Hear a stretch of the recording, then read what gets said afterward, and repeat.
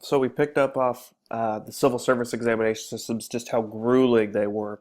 One thing I thought forgot to talk about the Qing dynasty to the Ming dynasty, kind of the transition, is that it was so bad. The Ming had so much corruption. The Ming was just in such miserable condition that a lot of the military actually abandoned their posts and joined the peasants and joined the Qing who were invading, or the Manchus that were invading from the north to overthrow the Ming. So things are pretty bad in China. Anyways, but they preserved the new dynasty, the Qing dynasty, preserved a lot of the old traditions from the Ming. Civil service examination, one of them. So, tons of competition in order to be a civil servant. Why? Because it opened up the opportunity for social mobility. That is the last bullet in here, but it is probably the most important. People took the test and sent their sons to take the test because if they were poor, it means they can move up in status and society if their son is able to become a bureaucrat for the Qing government. So, as you can see, 1 million people held degrees for 20,000 government positions. That is a minuscule amount of positions and a lot of degree holders looking for jobs. We have similar problems with stuff like that today, but this is nothing. What we are going through is nothing compared to what was going on here. So a lot of them would turn to teaching and tutoring positions. Yep, a lot of them taking on the positions that Mr. Greenwald and I would have. Anyways, there was some corruption on the tests, some cheating, of course, as with any type of test, because people want to move up in society. But the advantage always went to the wealthy. Why? Because they could have and pay private tutors that could help them to do well on the test. And that was a lot of the problems with the SAT. A lot of people who are wealthy could afford to take those prep courses. And the College Board has recently changed a lot of the requirements of that because of that. So here's an example of where you would go if you were taking the civil service examination system tests. You would essentially go into these little rooms that are to the left or the right of the path, and you'd take your exam in them, and you'd sleep there for 3 days. In fact, there were times where people would die taking the test, and they would be wrapped in bamboo and tossed over the wall. Yep, so please don't complain about your tests today. They had a lot worse then. All right. So the patriarchal family, patriarchy is still important to Chinese culture, even at this point, even today. And filial piety was the utmost important thing in maintaining order in Chinese society. So essentially, filial piety was a Confucian relationship which saw that it was your duty as a child to be obedient to your parent. It's your duty as a wife, or your duty as a individual in the empire to be loyal to your emperor. So it was extended past just your family, but to include members and people from the empire. So in Chinese society, in the Chinese family, boys were preferred. The eldest son is required to be the social security for his family. So say you know, when his parents become too elderly to take care of themselves, they come and live with him and his wife, and they take care of him. That is his obligation as the eldest son. So sons tend to be favored in Chinese society, even to this day. And clan-based authority groups augment government services. So essentially, the authority of the family and the relationship of the family is kind of what helped out society as well, not just bureaucrats and government, but the expectations of relationships would also kind of bring harmony to society. So fulfilling gender roles is also another part of this. So like I said, males receive preferential status. So you'd see infanticide, very common in Chinese society. It was common until, it's common today in China. And the reason for that is one-child policy has a lot to do with it. And in a lot of poor, more rural areas, boys are still more favored than girls, just because they're the social security network for the family. And there's just not as many opportunities offered to women, even in China today, but especially not then. So girls would even join their husbands' families.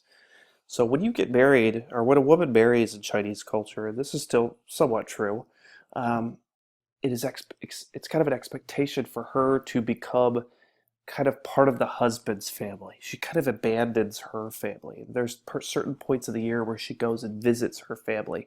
I forget the name of the time of the year, but my wife knows. I'll have to ask her. But essentially what happens is the woman kind of becomes part of the man's family, not the other way around. And she doesn't really continue to maintain ties to her family. So you definitely see a patriarchal structure existing in China. Um, Additionally, widows were strongly encouraged not to remarry. And if you were chaste, if you did not have another relationship with a man, you were revered. In fact, there were some instances where they encouraged women to commit, like women who committed suicide and joined her husband in death were revered as well. It's quite scary, but that was kind of the gender relationship that existed at this time. Men also controlled divorce. So, I mean, a woman could be divorced from her husband could choose to divorce his wife for things ranging from infidelity to just talking too much in the house. Anything goes. So the man has ultimate control in Chinese gender relations. Probably the biggest thing and most important thing that we see kind of emerging from this period, it began in the Song dynasty, so right before the Mongols arrived. But there was this practice of deforming the female foot. And part of it was perceived as aesthetic and, I guess, erotic to men. They were attracted to this. But a lot of it had to do with kind of symbolizing social status onto women's feet, as bizarre as that might seem. Because essentially having smaller feet, which foot binding would do, would make your foot into like this lily shape, which you can't really walk around on. It essentially symbolized that you are wealthy. You don't work out in the fields. You are domestic. You're not a worker. You don't have to work for a living. But it also made commoners and common girls more attractive to men, and perhaps enhanced their marriage prospects, and thus enhanced their ability to move up socially and move up the social ladder. So foot binding had a lot of purposes. Here's an image of it. If you look at her feet, she literally looks like, I mean, it's really scary what it does to the foot. You could look up images of it online, but it makes their feet so tiny and different. They usually start from a young age when the bones are more malleable. It's an awful thing. So population grew in China during this period in history as well. So we're kind of moving towards Columbian exchange beginning to impact China as well. Only 11% of China is arable or usable for growing agriculture. That's quite a small percentage of land that can have agriculture in a very large population to sustain. So in order to do this, they had to rely on garden-style agriculture, so local agricultural groups kind of growing for themselves. But also, they relied on American food crops after you started to see the emergence of the Columbian exchange and the Indian Ocean trade kind of picking up. And a lot of American food crops were introduced by the Spanish who were in the Philippines. If you look at a map, the Philippines are very close in proximity to China. The Spanish helped introduce a lot of American crops to China. Maize, so corn, sweet potatoes, and peanuts all would become part of the Chinese diet, along with wheat, which was already in China, rice, which was already in China, and millet. So they expanded the amount of food they had, and because of this, you started to see a growth in population. They did go through a period of rebellion and war that reduced the population in the 17th century. They also had the growth that they would experience would put pressure on their populations, which would be problematic. So it had its problems, and it also had many benefits. So the Chinese population grew rapidly between 1500 and 1600, kind of steadied out after some rebellions, and then grew quite rapidly again after 1700 when they had American food crops introduced. So China also participated in the global trade market, and it was mainly export. So it's because what do we know about the Chinese? They tend to be very xenophobic. They don't tend to associate with foreigners. They tend to think that they're the center of the world. 中国 means Middle Kingdom. They think that their products are the best. They don't need anything from Europe. So they exported silk, porcelain, tea, and lacquerware. If you look up a picture of lacquerware, it's usually red in color and it's kind of carved. It's very beautiful and ornate. But the Chinese, again, imported very little. So they imported spices because it enhanced their foods, animal skins from Central Asia, and woolen textiles from Europe.